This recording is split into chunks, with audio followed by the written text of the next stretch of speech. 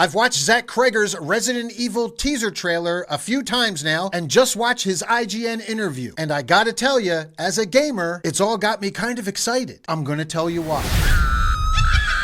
Welcome to Deadsville. Greetings, horror fans. Welcome to Deadsville Horror Talk.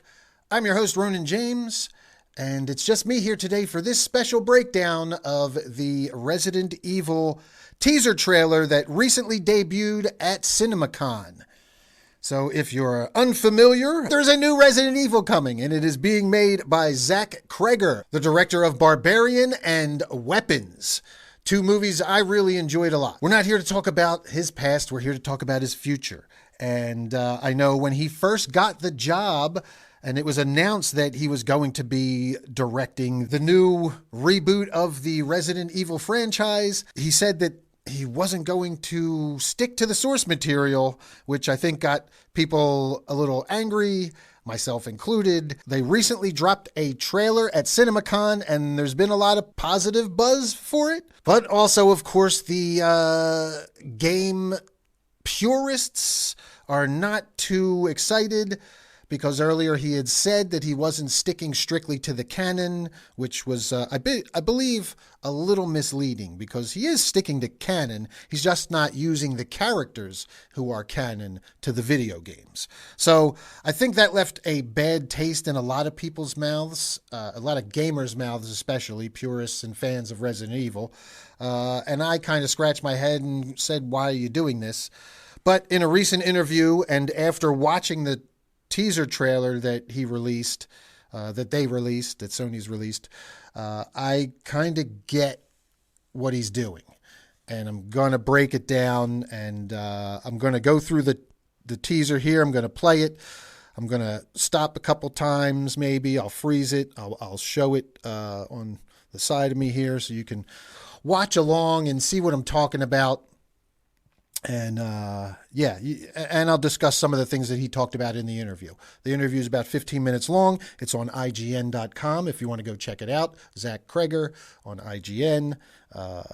Director's commentary trailer breakdown. Exclusive trailer breakdown is what it's called, Resident Evil. So you can check that out. But first, real quick before we get into everything, in case you're just joining us, I'm your host, Ronin James.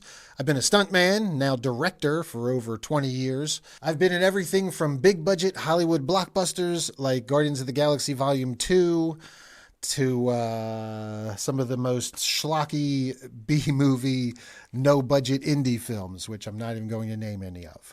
So, but you've probably seen me on TV or in a movie somewhere before, and I like to think that my insider experience that I bring to the table adds some insight and value to the Deadsville Horror Talk podcast.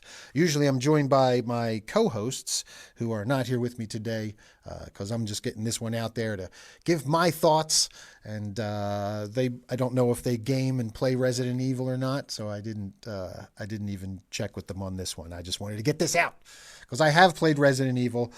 I am a gamer, and yes, I feel like after watching the interview with Zach, that he's also a gamer, and he's trying to make a movie for gamers. So let's kick off this teaser trailer here, and you guys can watch along with me, and I'll show you what I'm talking about.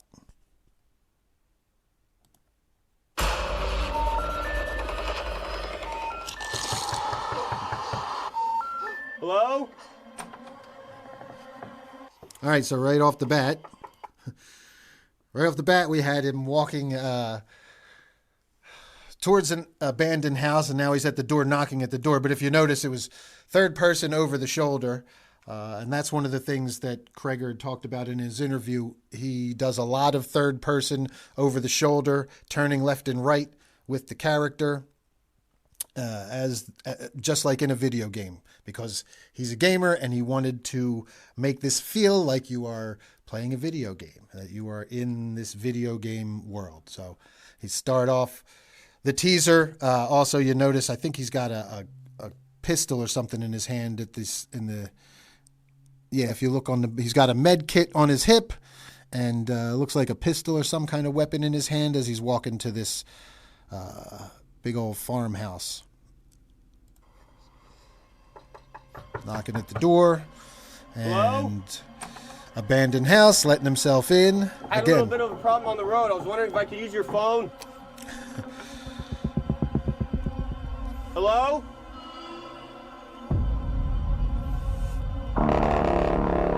Hey, we got a landline. Yes, I'm sorry.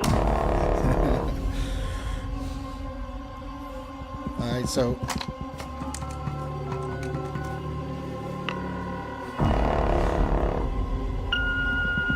Hey, babe. Look, I'm really sorry that we got disconnected earlier, but some things have happened.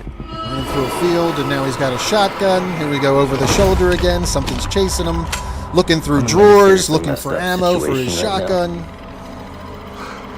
Dead body, keys, flashlight. Now we're going Looks into like there's the. a chance that we might not get to talk to each other again. We're going into the sewers.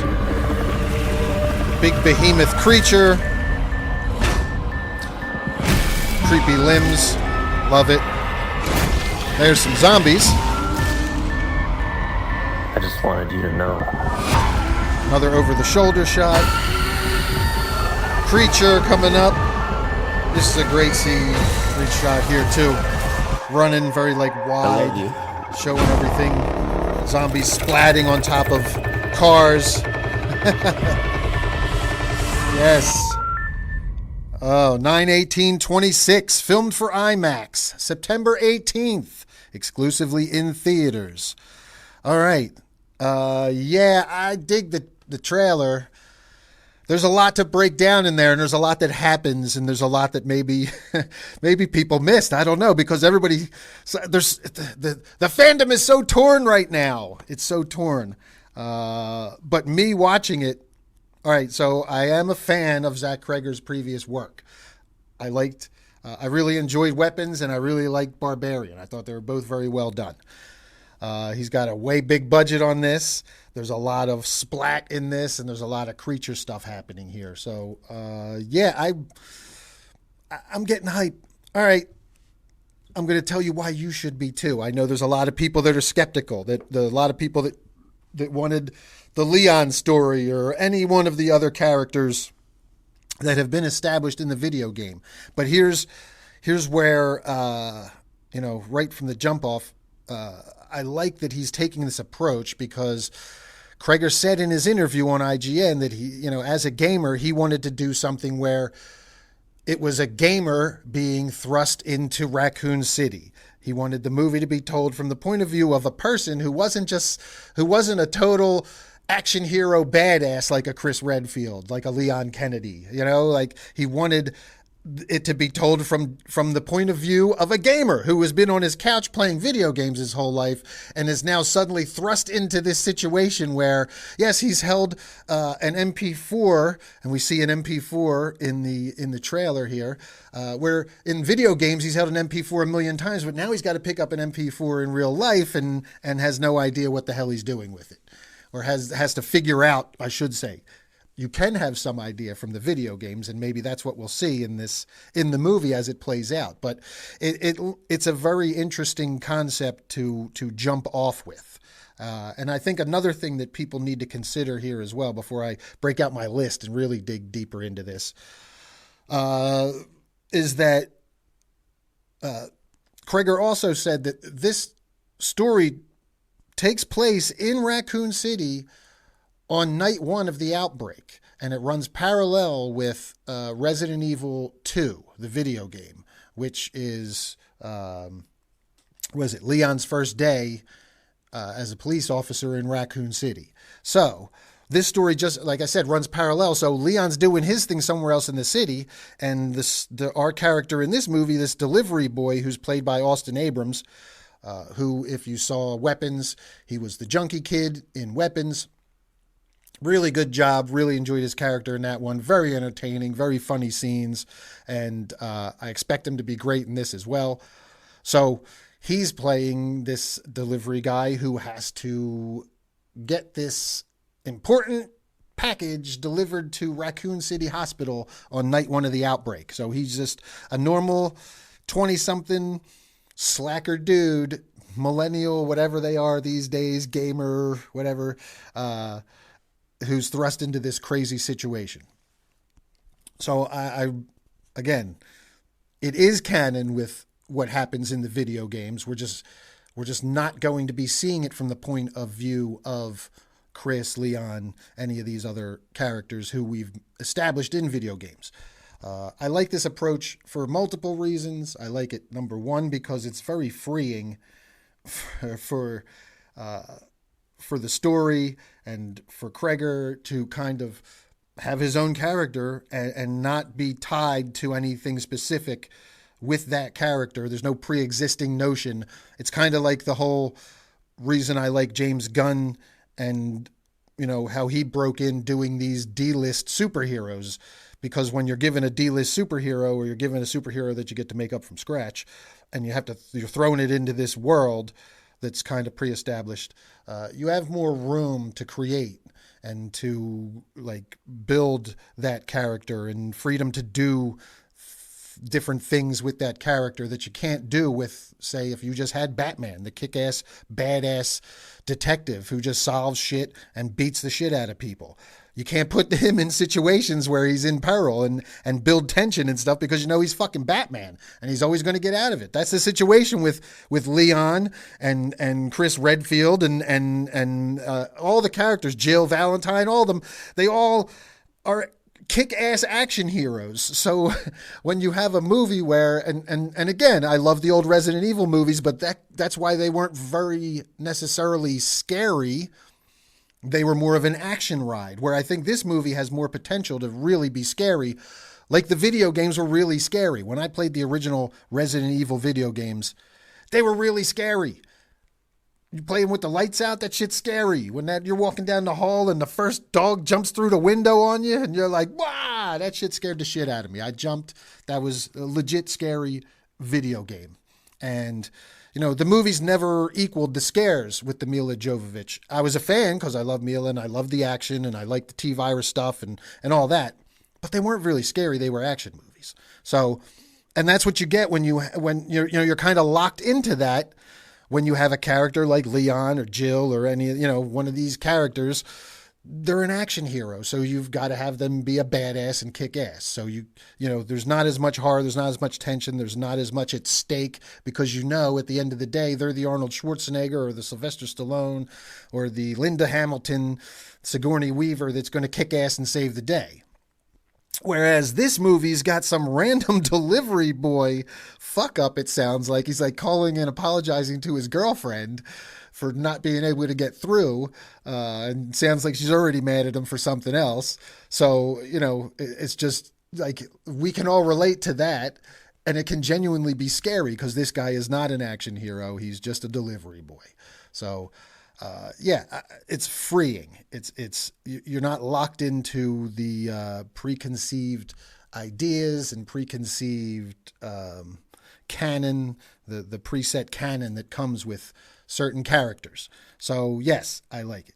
And the other part of that is, who's to say that we don't see Leon or another character at the end of this movie or something? This is just the first of what could probably be a trilogy that they want to do. So we could link up this, you know, geeky kind of gamer kid with some of the other characters in the future. We're still setting everything up here. This is our introduction into the world. So I like the introduction into this world is like, it's introducing us as a normal person, just like we're introduced into the gaming world, you know, walking in as a normal person gaming, normal person who would be put into this situation. Most of us are. We aren't kick-ass action heroes. Most of us aren't even stunt doubles for kick-ass action heroes.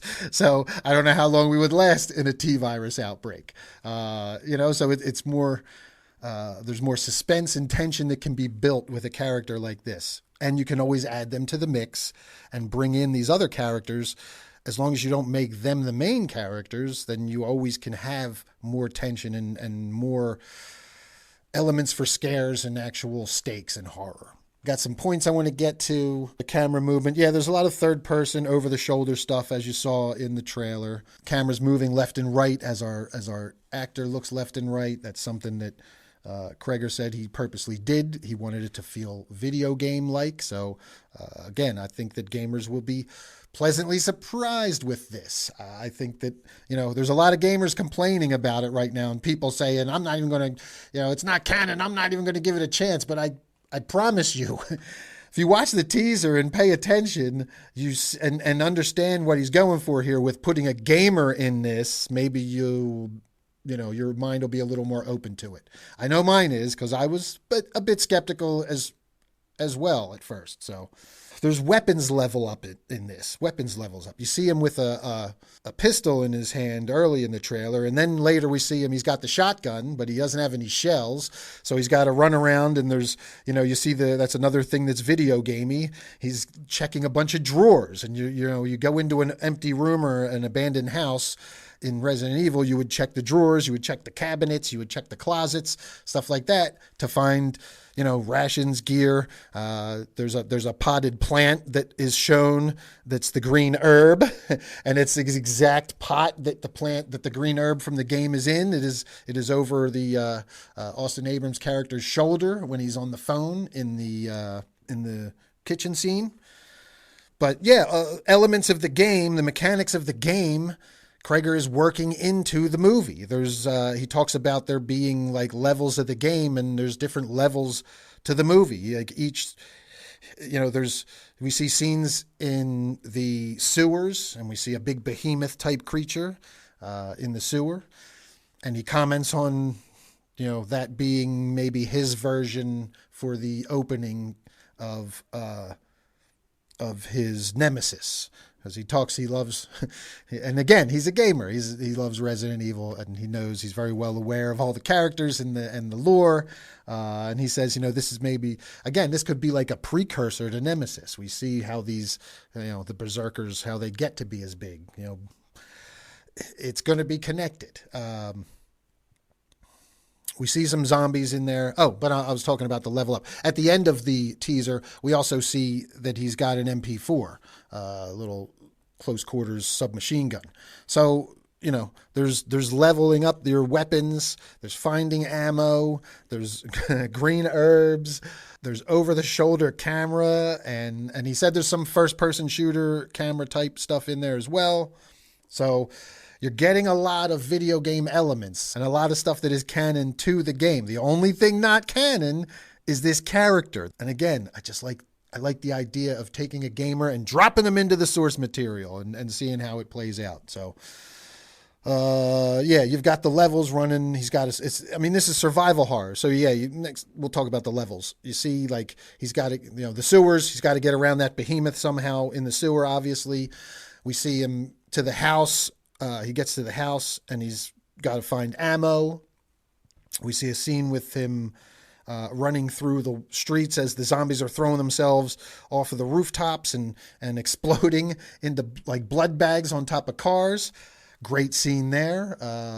And then there's a scene with him having to get keys from a dead body as it gets dragged away just as he's about to get them.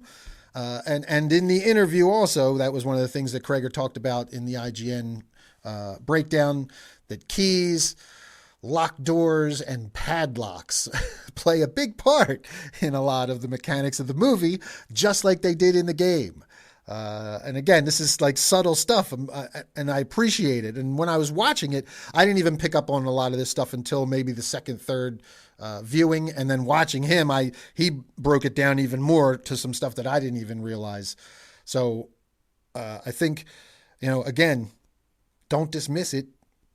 Watch it a few times, soak it in, and really pay attention to some of the little details and mechanics of how it's playing out. Yeah, I mean, Cregger, he literally said he wanted this story to be told from a non-badass, normal gamer type being thrown into the horrors of the Resident Evil world. So that sounds good to me. I get it. Maybe you guys want your Mila action movie, Chris Redfield, all that. You want the characters. And again, I'm not saying I don't want them, but I'm saying we might still get them. We could get them in the sequel. There's a lot of movies to be made if this goes well. And this character could be our, bridge to these characters, to the characters from the game. It's like taking the, when you watch a movie about a military unit or a SWAT team or a superhero team, and the jump on point for you, the teams existed for a while, but the jump on point for you is with the new guy, with the rookie, with the person who's just being thrown into the fire, into the deep end here. That's what this feels like to me. This is just day one of the T-virus outbreak. We could be getting all the lore and characters and everything else that we expect in future installments. Last thing I will say, Cregger said that this does take place over the course of one night, and it's the first night of the T-virus breakout. The same night Leon Kennedy starts his first day as a Raccoon City police officer at the beginning of Resident Evil 2. This is all the very first day, which leads me to further believe that a lot of this stuff will be early mutations, and we will get more of the stuff we're familiar with from the games in future installments. But for a jump-off point, I feel like this is really solid and a really good concept. So let me know what you think. Make sure you watch the teaser and go watch the interview with ZACH Egger on IGN and see what he has to say in his breakdown as well. Leave your thoughts in the comments. Let me know if I swayed you a bit, and if you are now willing to give the Robert Eggers' Resident Evil a fair shot before writing it off. That's going to do it for now. Be sure to like, subscribe, follow, ding the bell if you're on YouTube. Check us out on all the streaming platforms, Deadsville Horror Talk, and at Deadsville 13 on YouTube. Until next time, horror fans, stay spooky.